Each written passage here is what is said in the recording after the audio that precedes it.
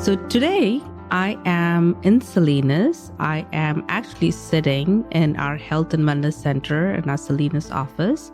And this was exciting to come down here today because I am sitting across Veronica Urzua-Alvero. And the reason this is exciting for me is because Veronica was new to the board 11 years ago 11 years. When I came in as a CEO. And she has been extremely instrumental in where UnitedAg is today. She's a friend. She's a mentor. I've learned a lot from her and an amazing chair person at UnitedAg for a couple of years. So Veronica, I'm a little emotional and excited to have you sit across here and be a guest on This Is Ag. So welcome to This Is Ag.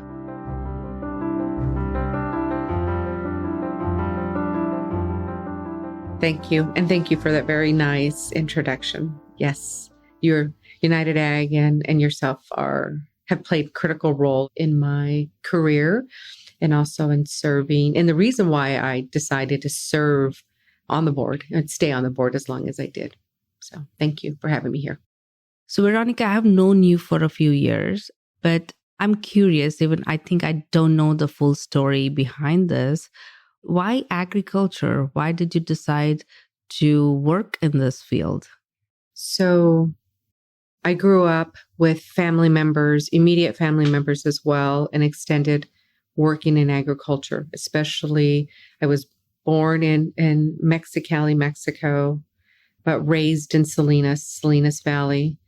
I've known it to be a career and a profession that is very demanding and very hard work. Mm-hmm.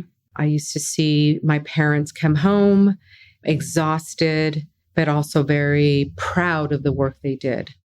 So now you fast forward, I finish high school, go into JC, and I decide that I don't know what to do, like most 18, 19-year-olds. Yeah. That led me into trying out criminology, thinking that was going to be a route. And then for sure, I knew I was going to be a bean counter. I said, this is going to be my job. So transferred out to San Jose, completed my bachelor's and started an internship at a local produce company, actually in Castroville, Ocean Mist. And I then realized that I did not have the mindset to crunch numbers and that I was fascinated by what happens within operations. So at that point, I went back to school and decided that I really wanted to do more operational accounting, finance, maybe not officially that title, but be much more involved with the roots of the business world of it. And I realized that agriculture is definitely where I wanted to be in. I can relate to the culture. It's my backyard. And so I heard there was an opening or unofficial opening with a smaller produce company, Pacific International Marketing, and they were in need of leadership support. So now I'm 23 years old or so, walk in there, introduce myself to the CFO at the time and said, this is who I am. This is my background. I have no debt. I have no real responsibilities. Let's try this out for 6 months. If I can't cut your overhead expense, no hard feelings. We shake hands and I move on. I remember walking out feeling so confident I can do the job. But I remember thinking, what in the world did you say? Because at the end of the day, you still need a job. You still have expenses. So that was a 27-year journey at Pacific. And everything that I loved about the industry, I was very blessed to be exposed to. I had an amazing mentor and being exposed to all the different arms of business. So from the farming to the harvesting, to the trucking, to the processing, and even exposure into the sales, to have been blessed to be exposed that way, just heightened my passion for the ag industry, to be able to build a team of individuals that had the same interests, but didn't quite understand how deep that passion is and commitment to the business, to the employees. That was another blessing that I experienced there. So at that point, I was hooked. I realized I was not going to leave the industry. That's awesome. So I know, having known you and your thought process, you're an extremely strategic thinker and you connect dots very, very well. And that's, I guess, looks like that's what you learned from that. So when you think back, right, in the last, 20, 30 years that you've been in this industry, anything that stands out for you where either you struggle with it as being a female in the industry? Did you notice anything different with that? The bulk of my career involved working with a lot of reputable men. So I never really experienced that because I always felt I was part of the group. That's awesome. Yeah, I was very blessed about that. And I think that my reputation and my hard work, just everybody treated me neutral. Yeah. If it happened and I didn't even notice it, maybe that did. But isn't that like awesome to feel, right? Because usually when you think of like reflecting back, you see, oh, yes, this is way. But if you do a good job and you have the skills and you have the experience, it doesn't matter. I think in listening to you, I think this is how I look at it is I only have one way of working. And my parents had very strict work ethics that also included what you do. You come in every day and you compete with yourself. You don't compete with what your colleague or what the competitor is doing. You come in and you compete with your daily best. So I didn't really spend much time thinking about what other people thought about me. Yeah, that's awesome. I mean, that's what we should all be, right? Sometimes you get caught up with, I'm treated this way because I'm this or different from others, right? It does not really matter. I think maybe sometimes I was told by somebody about internal racism, or because you yourself carry that internal, so that gets reflected. But if things are, I never thought of it that way. You act and you are who you are, and then life that happens, right? It's within our heads more than anything else sometimes. I do remember a funny story. I was just thinking back now because I've never had anybody ask me that question. I do remember my mentor at the time. I went up to him and there was some internal politics going on and there was challenges within the industry. And I was having a really bad day. And I just remember going to him and getting very emotional, right? And he listens to me and he says, Veronica, you're allowed to be human and to have feelings. And there's a time and a place for those. But I didn't hire you to be the pretty girl around here. So just get the job done. I know you know how to do it. And then we can talk about how you feel later and maybe I can advise you on why you feel that way. So I think he also helped me take certain incidences that happen within the operation and industry and not take it personal and really focus at the task at hand. Yep. And that allowed me then to achieve and be involved in certain aspects of business that I would have never have done before if I just stayed in my lane, as some people describe it. That's true. So I was very driven by, not again what our competitors were doing, but what the mission was. So what is it that we're trying to do? Bring in labor. Okay. How are we going to do it? How are we going to do it different? I don't care how other people are doing it. And how are we going to sustain it and make it effective so that we can move on to the next initiative? So I think it's, a lot of my upbringing as well as my mentorship in the industry. And I've also seen you bring a very creative approach into a very different, like you just said, right? Not focusing on what others are doing, but trying to understand and see how can we do things different. Reverse engineering. Yeah. Even at UnitedAg, I keep saying, sometimes people get caught up, especially if people come in with a very strong experience from other health insurance companies and they come into UnitedAg and they are trying to fit convert or make UnitedAg what it needs to be, like an insurance plan. But the uniqueness of what we do is because you're different. We're not like anybody else, right? We don't think about it. I know you have a strong work ethic and I know you work long hours. But if I were to ask you, what brings you joy? I know you do this because you're passionate. It's like it brings you joy. Talk a little bit about that. Yeah, that's actually a really good question. So different stages of my life and looking back, I think I would define joy and peace differently. Mm-hmm. When I first started my career, it was really breaking new ground, testing my skill level, my contribution, working my way up, which was I wasn't driven by job title. I was really driven by executing. So that was I would say that would be what drove me. This stage of my career now is being able to take on a lot of the challenges that are relevant to this industry, with labor and risk management and all the other components that fall in those categories, but not myself do it, but really lead a team and helping them understand the why behind the challenge, the why behind what we do. And more importantly is how can we approach it in a way that allows each one of my leadership members bring in their unique strengths, and how do we complement one another? And that is not a job no more. Now that is my passion. Yeah.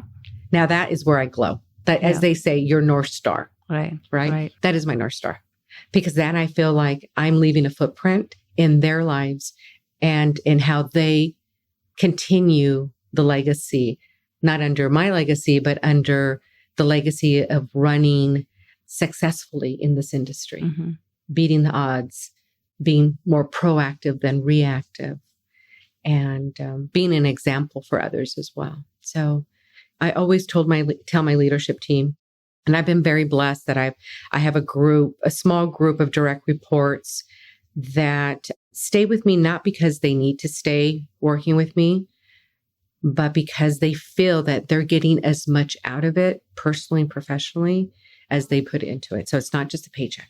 Yeah. And I know that my saying to them is, I know that wherever you should go, you will be that much stronger and prepared for whatever direction you want to take your career.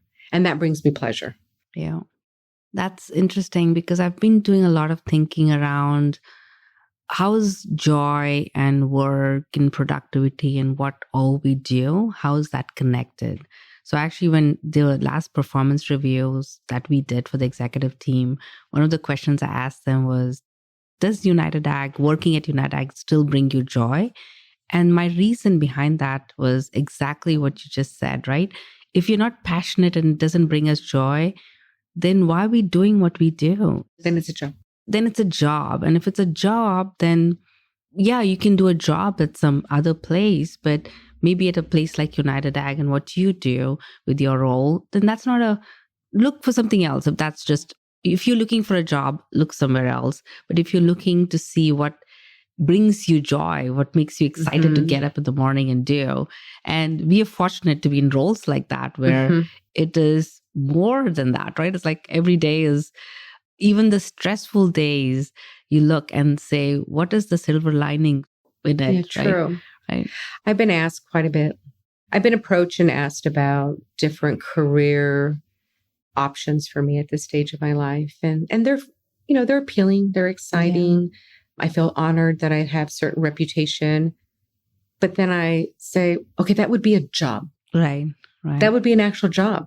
Because what I'm doing now is, yes, it's, supplies income, but I'm still very passionate about it. Now, I can switch careers or industries and then find myself in a job. And that's not what I'm looking for. So I'm very happy. I feel at peace now more than I've been at any stage of my career. Yeah. Both kids are off to college, and I also been very blessed to have 4 bonus children, adult bonus children. And a grandkid. And a grandbaby. So it's a different stage of my life. And so, yeah, now it's nice to be able to do what you're passionate about and leave a footprint and know I can sleep at night knowing that I bring a lot of value, not just to who I work with in business, but also who I support and mentor and guide and counsel and be there when I have a favorite saying that I say, and I won't use the extra words that are not necessary on the podcast, but my saying is that what defines us is not just what barriers we break through, but it's what we do when things don't go quite the way we anticipate them, how we bounce from that, and how do we learn? How do we drive that message? And so it's great when I walk in and, I have somebody, one of my colleagues will come in and say, "Oh my God, Veronica, this is what happened today. And on top of all this, we dropped the ball here and this happened. And now we're going to get this happening." And I said, "Okay, so what are we going to do about it now?" To see that creativity in their eyes, I can see they have that same spark and passion that I have. And that makes me feel so good. So that is such a good, when you think of like, if somebody listening, right, a message to have in there, because I had a similar conversation earlier, because any time you're going through something stressful, you can take it two different ways, right? You can take it, it's like, oh my God, this is stressful. And why am I put in this position? And why did this person do this and that person do that? And the other side of it is there's a silver lining in it. And how exciting, right? I'm put in this position with this crazy situation happen. And let me try it as an experiment. Let's see what happens. Let's see how we can do different things and what would the impact be. And that makes it an exciting and learnings from it and experimentation. And if you flip that, a lot of things become very interesting and it becomes more challenging and fun than and a chore, right? Yes. Earlier, when you're talking about when you come up with a challenge and how we face it, right? It teaches you something. So that's one aspect of it. The other thing, as you were talking about this, what I was thinking was, sometimes in business, this happens to us a lot, where you are putting the human first, you're thinking empathy, you're thinking humanity, you want to empower someone, you want to grow someone, right? And you really, really want to be that mentor deep down, right? You're not looking at it as maybe a supervisor, manager, and somebody who's in your team, but you're really, really passionate to see this person grow. And that person comes back and kind of does something that gets you like, come on, am I questioning? And you question should I be still continue focusing with putting humans at the center of everything, my decisions? Or should I now become a business-minded person? Because now I start looking at it from a legal aspect, from a compliance aspect. So when I talk to Veronica, do I talk this way? Because if I talk the other way, maybe it becomes a legal issue, right? And you become like a business-minded person versus humans. Yeah. Because I face those challenges and I have to snap out of it and say, I need to be back to who I am, right? So does that happen to you? It has, and it does, and it will continue. But one of the things that I strongly believe, this is maybe a principle that I believe, is that it's not fair for the rest of the team if I change how I lead and how I counsel or mentor. Because even though I might be, let's say, being challenged by a colleague or a coworker or an employee that directly reports to me, at the end of the day, the entire team is experiencing Veronica. And ultimately, that individual will either get a aha moment, like, okay, I get it now. I see it. And it's important to me that individuals really understand the whys and my intention. Not necessarily always the delivery, because, emotions are high sometimes and that adds stress level. But if I slow it down enough to explain, this is why, and this is my intention.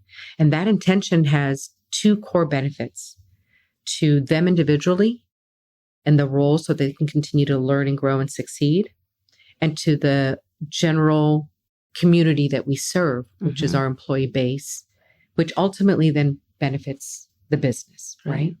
So the business gets a benefit if the employees are happier and if they have a greater working environment, and the leadership gets to benefit because they're becoming stronger, united. So every once in a while, I will have somebody who maybe is not the right fit or someone who's maybe challenging it, but I will just slow down the process to explain it, and I will not deviate from it. If ultimately they decide that this is not something for them, that's fine, but I've treated everybody consistently. Right. And do you continue doing that after if there's something comes back to bite you? Do you continue? I do to a degree, assuming the individual's still with us, because ultimately they get to understand that this is how we succeed as a group, as a team. Yesterday I had a conversation with somebody and I said, okay, this is not going to be a write-up. This is going to be a coaching opportunity. And they go, well, yeah, but this individual did A, B, and C wrong. And I said, yeah, I get that. Mm-hmm. But I don't think this individual I don't think the intention was that. Mm-hmm. I think that he or she has never been in a work environment where somebody actually slowed it down enough to explain the why we do what we do and what we expect of one another. The playground rules and the fundamentals of how we treat one another. And doesn't mean that they're always going to come back and treat you that way, but it does mean that this is how we operate. These are the rules. And we have rules of how we treat one another. Right. Even in the most uncomfortable situation. Right. And sometimes they leave and sometimes it gets ugly, but it's hard to be challenged when your intention is truly to build them. Yep. And to improve the overall. Yeah. Yeah. And when you kind of do some soul searching and thinking through this, when you're conscious, when you're deep down, you believe you did the right thing and you believe you did it for the right reasons of empowering or growing or mentoring or whatever that looks like. And like you said, for the individual and for the organization, I kind of feel for me, that's enough. Mm-hmm. I mean, what happens outside and how that gets treated, it's how it gets treated. But for me, for my personal well-being, for my growth, from my stress level, I'm okay. As long as I know I did the right thing and my conscience is very clear. Now, I do spend a lot of time. I always make it just it's just a natural part of how my DNA is. But if someone is not quite understanding my intention or my direction or my contribution to a matter, I will stand back and go, am I communicating it right? Maybe I'm not expressing it. Maybe I'm not being clear on what that is, my role, my position, my thoughts.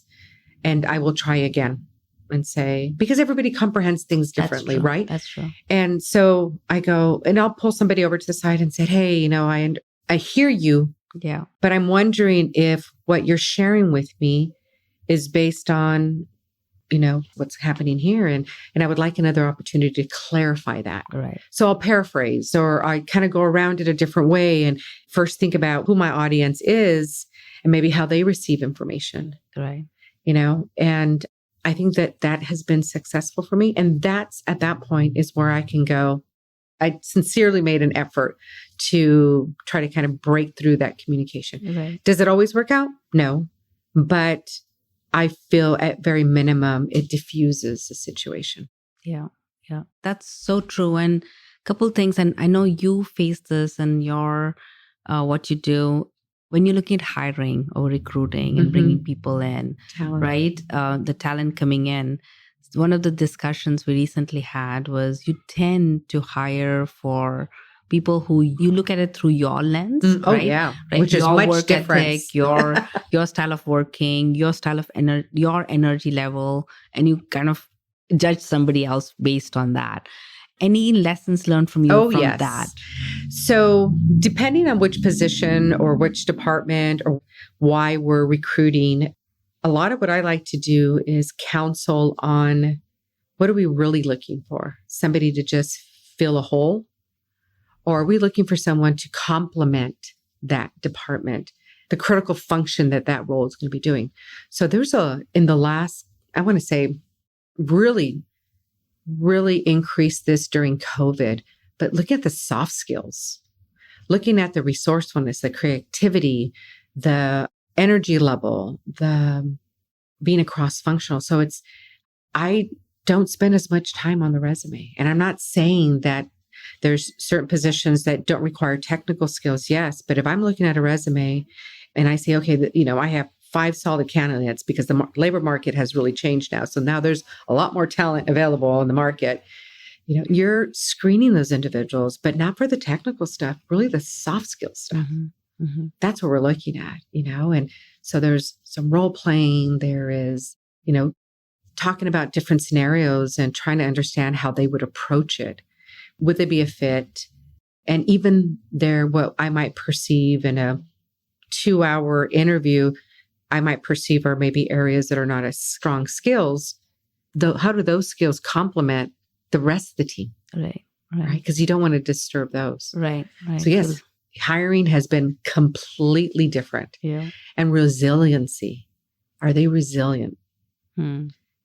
If I move their chair, are they going to throw a fit and quit? I say that as a joke, but I actually, not too long ago, we had an individual who had so much potential. That was part of her exit meeting. I joined in because I was very shocked to hear she had decided to end employment. And I needed to know. And it was the little things that made her decide that this was not the best work environment for her.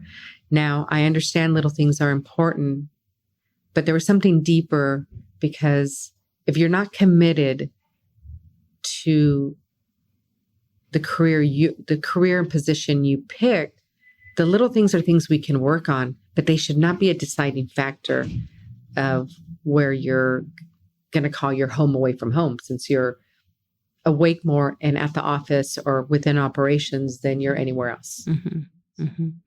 The other thing, resilience, and the other thing recently I was thinking about is being modest and being curious, because sometimes we all walk in, especially if you're highly skilled or you come in from a very strong experience and you feel like I'm highly skilled.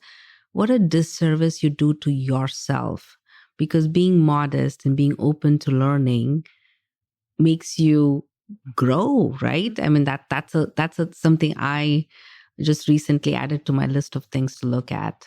That's actually a really good point. You need to have some grace, humility,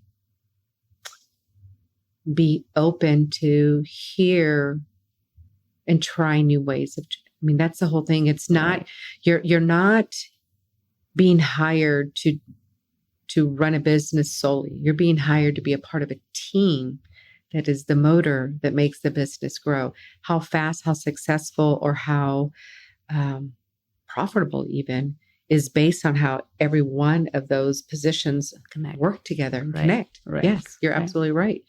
So yes, it takes a little bit of that, and know when to turn it up and know when to turn it down. Right. Agreed. Right. So check your ego on the side. We're all here for a common goal. Yep. And let's just figure it out. It's not about just about you. It's about us, all of us, to combine together. Yep.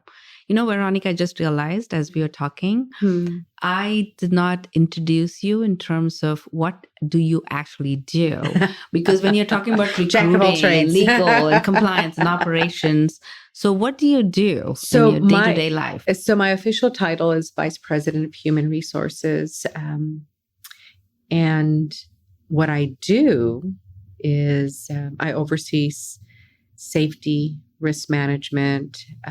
Risk management includes any type of legal complaint or risk factor. We have a legal team. We have a corporate counsel who's has a long history with Church Brothers, and so he's extremely knowledgeable. And it's been great working with him on specific items. And we also have a employment attorney who it's been great getting feedback. His constant comment to me is, "You should have been an attorney, Veronica." And that's more the strategic reverse engineering risk management side, which by nature just comes natural to me. And I really enjoy that. But my primary responsibility, is how I see it, is to make sure that I'm developing a strong executive team and succession plan for not just the departments that work for me, but also the other departments that I support and those executives. One day, my goal is to, whenever it's my time to either reduce my work schedule or move on or semi-retire, I'm going to feel extremely accomplished when I know that I've left that place, any place I'm at, better than what it was before. and be able to see the leadership team continue to succeed. And that I know that I was a part of that, whatever level, some individuals more than others. That brings me complete joy and satisfaction. So that is, when you're talking through all the roles that you play, risk management, I mean, this fits into all the operations and how a company is built, right? Now I see, I mean, I know this about you, but you've been very instrumental at UnitedAg with some of these things that you brought in and then had an impact at a board level, right? And sometimes when I've seen you make decisions where somebody else might question and say, why would we do this? But you're looking at a big picture and saying, if this creates noise and it creates just additional stress or whatever it does, let's make this decision. So I've learned that from you on how to take the hard decisions and have a bigger impact than not just that immediate, right? And impact. Yeah. Look at what is the goal? What's the long-term goal or short-term goal that's needed if it needs to have 2 steps? Get out of the weeds, get out of the noise, and just focus on that. Yeah. And how can we execute that in a fashion that doesn't ruffle as many feathers, but also is a learning opportunity for the organization. In this case, let's say the board or UnitedAg, and or in my career with our employees or with my colleagues. Yeah. So I really try to look at that. I don't need drama. I don't like drama, even though a lot of what I do is to diffuse drama. And so, yeah, I came into UnitedAg during a time of lots of changes, lots and lots of changes. It's not a position that I was uncomfortable with because I was used to. I was already doing a lot of risk management. It's probably at the peak of my career, but it was a blessing to be surrounded by board members and yourself as well. You had just joined, right? Or you had already been there, but moved up to the CEO role. To be surrounded by like minds, that was their purpose too, is how do we make this organization better? And what is better? Defining better. Yep. And how does everybody contribute? Yeah. And it was great to be able to see that and experience it the last 10 or so years now. Yeah. And very proud of what you all have done. Yeah. The community, the industry, during ACA, during COVID. I mean, there's so many major events historically, and UnitedAg has been there for our members in one capacity or another. Yeah. And I personally, I don't think I've ever thanked you, Veronica, but you have been extremely instrumental in all the success that has happened at UnitedAg, because Thank the you. 10-year journey was with you. And not just in your role as a chairperson, the first female chairperson at UnitedAg, but your role as being on the board when it was crazy, right? And this is a volunteer position where you stepped in and helped. And the impact or the decisions made are still, we have the benefit of that, right? Because structures were put in place, decisions were made, hard decisions were made. And I personally, from a personal standpoint, you've had a huge impact, not just on the way I lead UnitedAg, but the way I live my life a little way, because the things that you put in my head has got me to think a little different on what needs to happen. So thank you for your friendship, for your leadership. I feel so blessed that you're in my life. So thank you. And UnitedAg is grateful that you were part of our board for all these years. It's been a pleasure. Totally a pleasure. Any last words? No, I know this is I was thinking about this last night. I was telling you when I first got here, like, what are we going to talk about? Should I have a script ready? How technical do we want to get about this? But it was very comfortable to be able to share. And thank you for allowing me to share about my leadership style, about how I view the industry and the people in it. Thank you. Thanks.